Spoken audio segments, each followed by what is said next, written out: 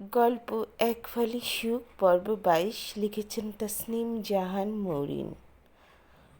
আবছা আলোয় কয়েক সেকেন্ডের মধ্যেই বাইকের পাশে দাঁড়িয়ে থাকা লোকটিকে পরখ করে নিতে সক্ষম হয় মৌরিন। এটা আর কেউ নয়, তাকে এক মুহূর্তের জন্য সহ্য না করতে পারার তুর্য। ভ্রুযুগল কিঞ্চিৎ কুঁচকে নিল মৌরিন। তুর্যর বাড়ি এদিকে নয়, তাই এই সময়ে তার এখানে থাকারও কথা নয়। চোর যখন চুরি করে ধরা পড়ে যায় তখন তার মুখভঙ্গি আর বর্তমান তুর্যর মুখভঙ্গির মধ্যে একটু হলেও মিল রয়েছে।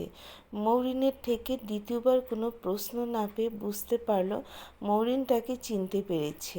এখন হয়তো প্রশ্ন করবে, এখানে কি করছো?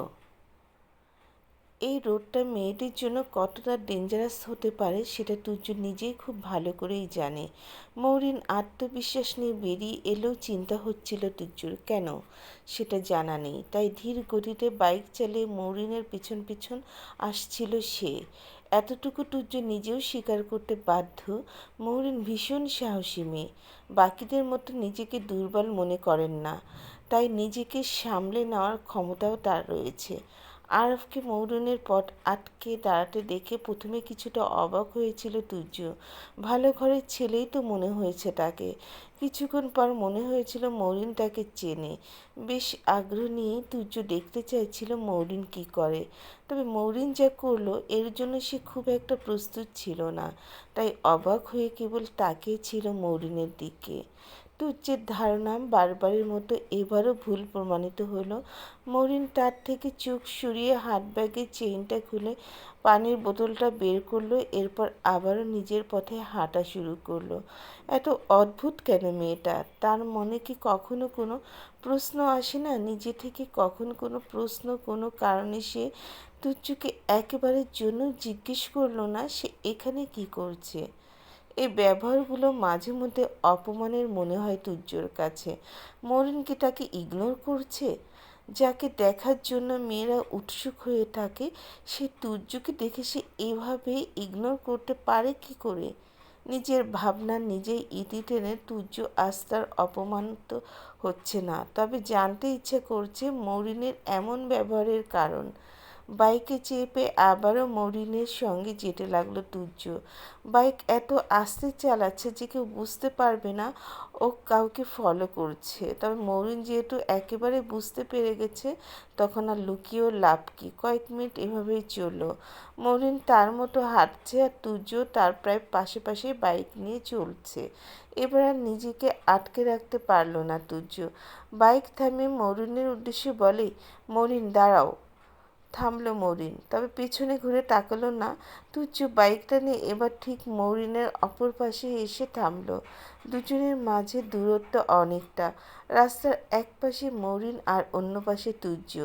মরিন নিজের হাতে থাকা পানির বোতলটা খুলে কিছুটা পানি খেয়ে বলল, বলুন। তুমি আমাকে দেখে কিছু বললে না কেন? মরিন বোতলের মুখ আটকাতে আটকাতে বলে, কি বলবো? তুর্য বলার মতো কিছু খুঁজে পেল না। মরিন বোতলটা ব্যাগে রেখে মৃদু হাসল। তুর্যর দিকে তাকিয়ে বলল, আপনি যে আমাকে ফলো করছিলেন এটা আমি আগেই ধারণা করেছিলাম, তাই খুব বেশি অবাক হইনি। তুর্য ঘাড়ে হাত ঘষে বলল, আমি মোটেই তোমাকে ফলো করছিলাম না। মরিন আবারও স্মিত হেসে হাঁটা শুরু করলো। এই মেয়ে পাল্টা একটা প্রশ্নও করবে না। তুর্য কিছু না বলে ধীরে ধীরে বাইক চালিয়ে মরিনের পাশাপাশি চলতে লাগলো। কয়েক কদম এগিয়ে থামলো মরিন, থামলো তুর্যও। মরিন সামনের দিকে তাকিয়ে গম্ভীর গলায় বলল, আমার জন্য নিজের সময় নষ্ট করার কোনো দরকার ছিল না। সময়ের অনেক দাম আছে। তোমার কথা শুনতে হবে আমায়? কেন আমার সঙ্গে আসছেন সেটাও জানি, তাই বলছি আমায় নিয়ে ভাবার প্রয়োজন নেই। আমি নিজেকে প্রোটেক্ট করতে জানি। সব সময় তেড়াভাবে কথা না বললে চলে না। টেরা বা সোজা কোনোভাবে কথা না বললে আমার জন্য আরও বেশি ভালো হয়।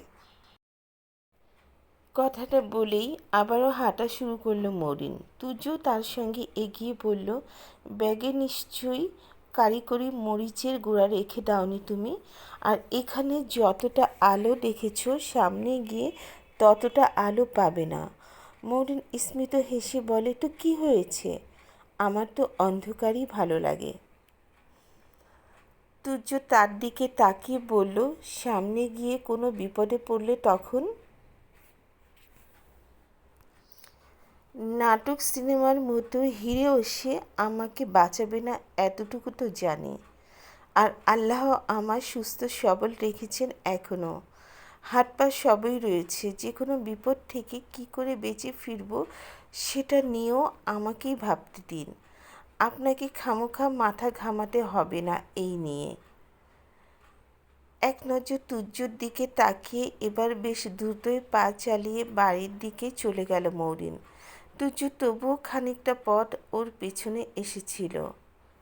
মুখ থেকে আর টুঁ শব্দটিও বের করল না মৌরিন। তুর্যও কিছু বলেনি। এই মেয়ের সাথে কথায় টিকে থাকতে পারবে না সে, এতটুকু অন্তত বোঝা হয়ে গেছে।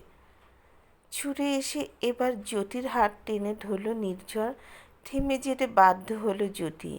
পেছনে না ঘুরে বলল, হাতটা ছাড়ো, যেতে দাও আমাকে।